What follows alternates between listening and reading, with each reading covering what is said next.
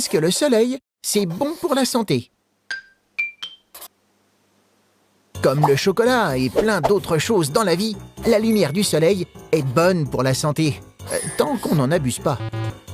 D'un côté, on en a besoin pour être en forme, et de l'autre, si on s'y expose trop, on risque des soucis de santé. Mais quels sont ses effets sur le corps? D'abord, la lumière du soleil permet à ton corps de fabriquer de la vitamine D, une vitamine essentielle pour ta croissance. Ainsi, dans certains pays d'Europe du Nord, au début du XXe siècle, les enfants n'étaient pas assez exposés au soleil et pouvaient avoir des retards de croissance. Pas besoin cependant de lézarder des heures en plein soleil pour grandir. Exposer son visage quelques minutes par jour suffit. Ensuite, le soleil a un effet positif sur le moral. Sa lumière est perçue par l'œil, qui envoie un message au cerveau. Ce message permet un meilleur rythme de sommeil et améliore ton humeur. Mais attention, le soleil, surtout en été, émet une lumière puissante. Il ne faut pas s'y exposer trop longtemps, car sinon, tu peux attraper un coup de soleil. C'est une brûlure légère de la peau, qui peut aussi arriver au niveau des yeux. Voilà pourquoi il faut te protéger avec des lunettes de soleil, des habits et de la crème solaire quand tu t'exposes au soleil. Et éviter, durant l'été, les heures où le soleil tape le plus fort, autour de midi. Alors, si tu faisais une sieste à l'ombre, plutôt, Pourquoi parle-t-on autant de l'énergie solaire? L'énergie est ce qui permet de produire la chaleur, la lumière ou le mouvement. Notre société en consomme énormément. Transport, industrie, chauffage, éclairage, appareils électriques. De nos jours, nous utilisons surtout des énergies dites fossiles, comme le pétrole et le charbon, et ce qu'on appelle l'énergie nucléaire, fabriquée à partir d'atomes radioactifs. On parle aussi de plus en plus de l'énergie solaire, car beaucoup pensent que c'est l'énergie de demain. Mais quels sont les avantages? D'abord, elle est facilement accessible. Il suffit d'un panneau solaire pour transformer les rayons du soleil en électricité. Pratique! En plus, alors que les énergies fossiles s'épuisent peu à peu, l'énergie solaire se renouvelle toujours et elle est moins polluante. Et contrairement à l'énergie nucléaire, elle ne présente aucun risque d'explosion. Toutefois, elle ne peut pas encore répondre à tous nos besoins. Il faudrait bien trop de panneaux solaires. Les scientifiques cherchent actuellement à rendre ces panneaux plus efficaces et à les fabriquer et les recycler sans polluer du tout. Ils cherchent aussi comment stocker l'énergie solaire pour qu'on puisse l'utiliser quand on veut, même l'hiver et la nuit.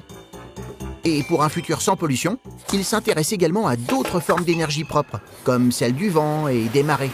Bonne idée, non? Pourquoi écoutons de la musique? Écrit par les enfants de l'atelier Mini Rock en scène 2017. Dès le matin, on peut commencer sa journée en musique, avec la sonnerie du réveil. Une chanson rythmée nous donne plein d'énergie et même l'impression d'être plus vivant. Sous la douche, tout le monde chante.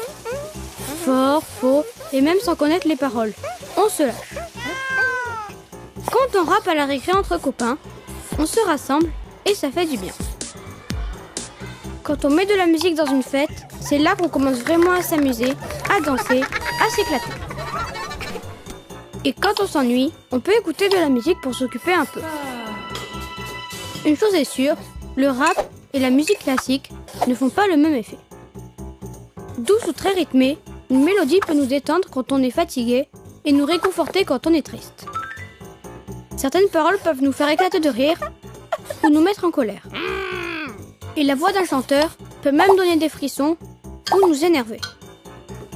La musique se ressent dans tout le corps. On claque des doigts, on frappe des mains et elle nous casse les pieds quand elle est trop forte.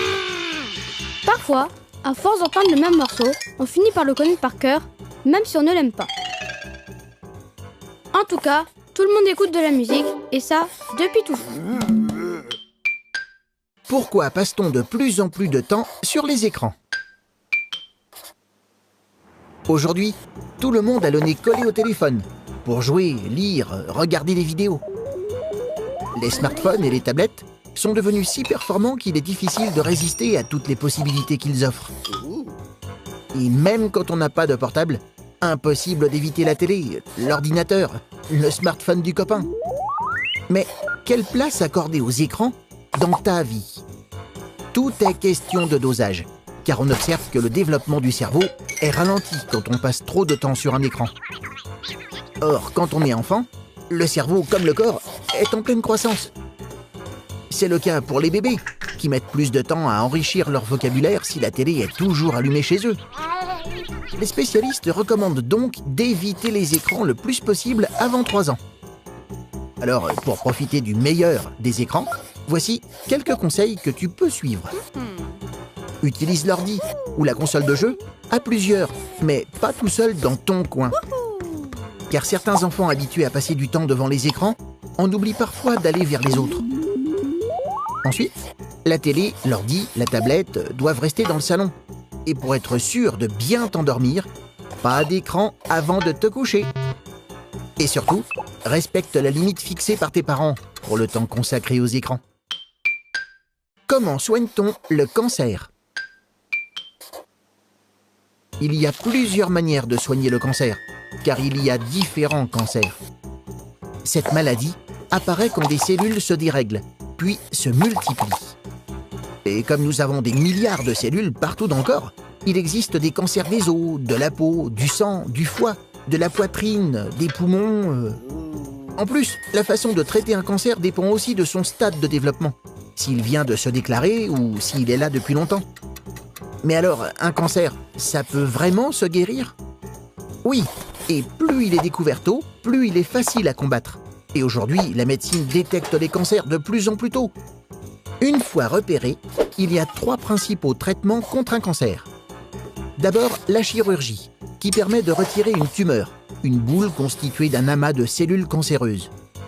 Ensuite, la chimiothérapie, qui utilise des médicaments pour stopper la prolifération de ces cellules. Et enfin, la radiothérapie, qui se sert de rayons très puissants pour détruire les cellules cancéreuses. Parfois, quand la maladie est importante, les 3 traitements sont nécessaires. Mais même si aujourd'hui le cancer se guérit de mieux en mieux, il est encore l'une des premières causes de mortalité en France. Heureusement, les chercheurs ne cessent de progresser et certains sont même en train de travailler sur un vaccin. À quoi ça sert de savoir l'heure ? Savoir l'heure, ça sert à ne pas rater ton 4 heures et à compter les secondes avant la fin des cours.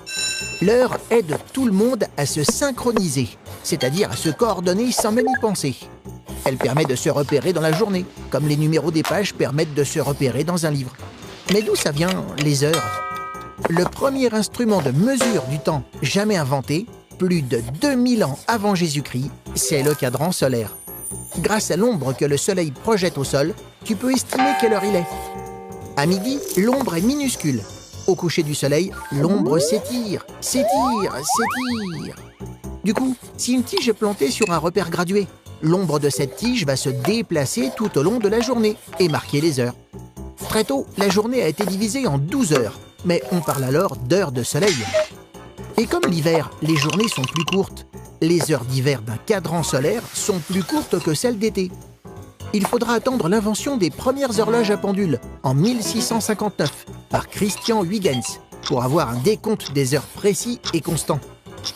Aujourd'hui, l'heure est partout, sur les ordinateurs, les smartphones et les télévisions. Et depuis 1967, tous ces gadgets se règlent sur l'heure internationale fournie par des horloges atomiques, l'heure la plus précise du monde. Tu te poses des questions ? Nous, on y répond.